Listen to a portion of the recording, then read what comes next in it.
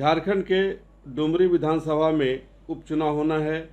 यहाँ तत्कालीन विधायक व मंत्री जगन्नाथ महतो के मृत्यु के बाद उपचुनाव की घोषणा की गई थी। 5 सितंबर को चुनाव तय है और 8 तारीख को मतगणना होने के बाद यह निश्चित हो जाएगा कि इस क्षेत्र का प्रतिनिधित्व कौन करेगा। नमस्कार, मैं सत्येंद्र कुमार सिंह SNS 24 न्यूज़ में आपका स्वागत करता हूं। आज मैं बात कर रहा हूं आपके समक्ष विधानसभा चुनाव को लेकर। डुमरी विधानसभा चुनाव में जब से घोषणा हुई थी तब से लेकर और एक सप्ताह पहले से लेकर आज तक पूरी तरह से तमाम राजनीतिक दल के लोग यहां पहुंचकर कोई रोड शो कर रहा है, कोई जनसंपर्क कर रहा है, कोई जनसभा कर रहा है। मतलब कुल मिलाकर के मतदाताओं को अपनी ओर खींचने का प्रयास करते रहे सभी तमाम राजनीतिक दल के लोग। इसमें हैं तो वैसे कई प्रत्याशी, लेकिन मुख्य 2 प्रत्याशियों के पक्ष में राजनीतिक दल के लोग ज़्यादा से ज़्यादा यहाँ पहुँचने का प्रयास किए।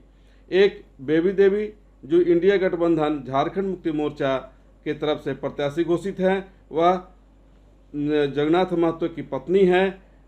उन्हें जिताने के लिए कांग्रेस के साथ साथ इंडिया गठबंधन के जितने भी लोग हैं, चाहे वो जनता दल यू के लोग हों, चाहे राजद के लोग हों या अन्य सभी दल के लोग, इसी क्षेत्र में कैंप किए हुए हैं।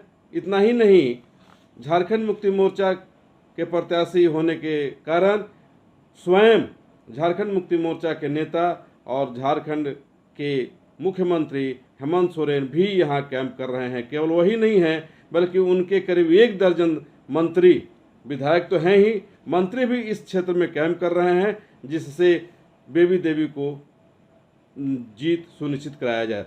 लेकिन इनका यह डगर इस बार काफ़ी सफल होगा ऐसा नहीं कहा जा सकता। इसलिए नहीं कहा जा सकता कि इस बार इनके प्रतिद्वंदी के रूप में आजसू से यशोदा देवी खड़ी हैं।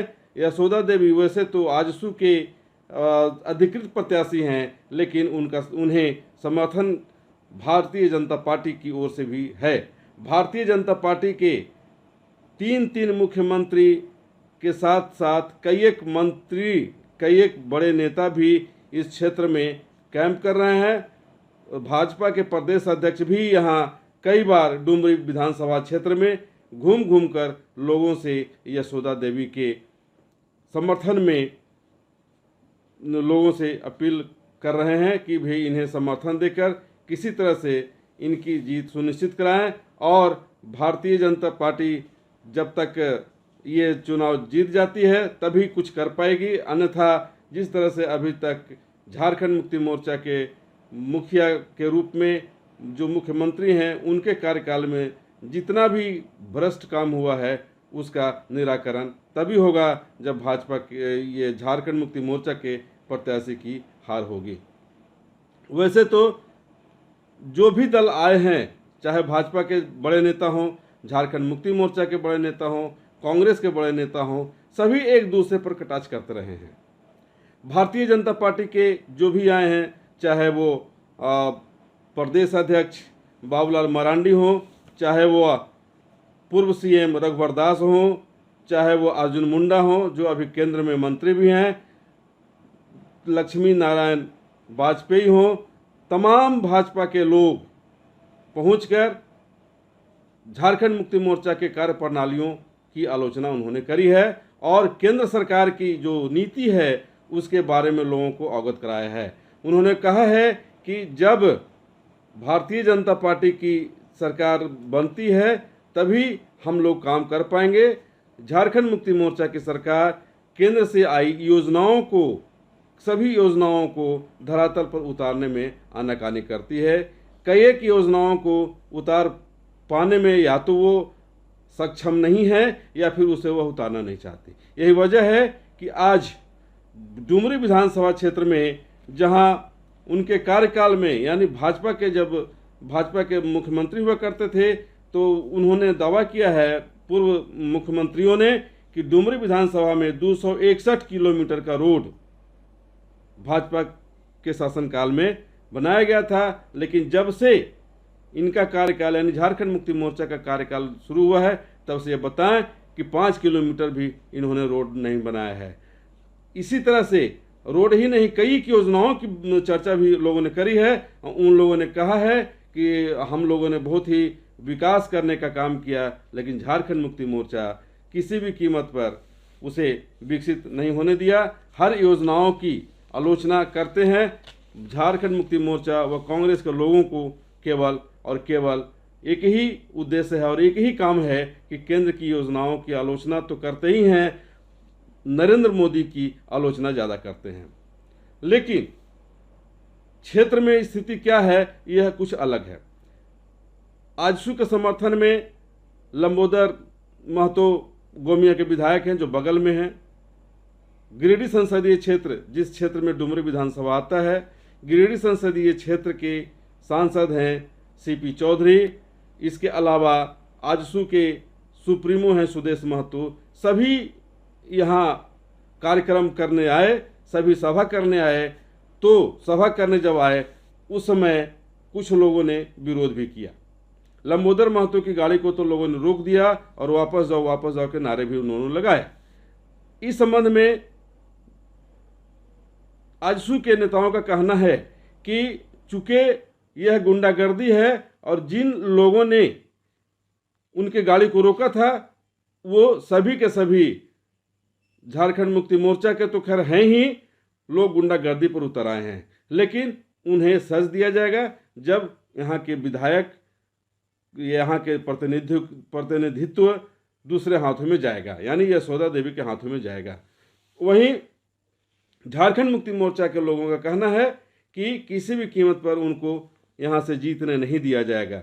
अब शक्ति प्रदर्शन का भी लोग काम करने लगे हैं। जनसभाओं के साथ साथ आज डुमरी विधानसभा क्षेत्र में मुख्यमंत्री हेमंत सोरेन की अगुवाई में रोड शो भी किया गया। यानी एक तरह से शक्ति प्रदर्शन था कि हम अभी जीत रहे हैं और हम इस क्षेत्र में कितनी मजबूती के साथ हैं।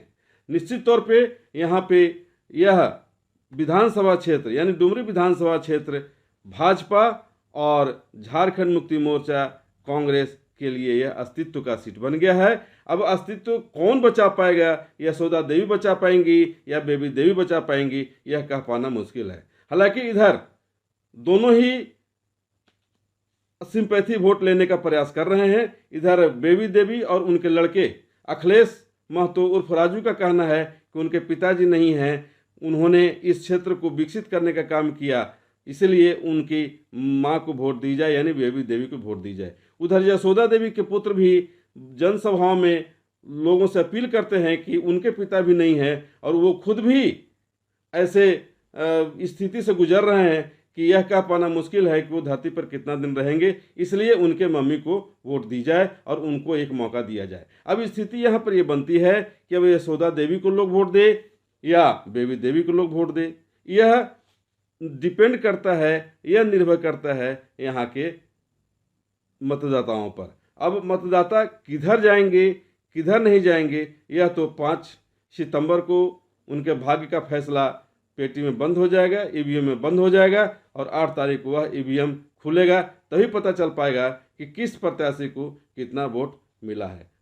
जो भी हो, इस विधानसभा क्षेत्र में अस्तित्व की लड़ाई है और यह अस्तित्व की लड़ाई कौन जीतेगा यह अभी कह पाना मुश्किल है। हालांकि एआईएमआईएम के प्रत्याशी भी इस चुनावी मैदान में हैं, लेकिन उनके सभा को जब संबोधित करने के लिए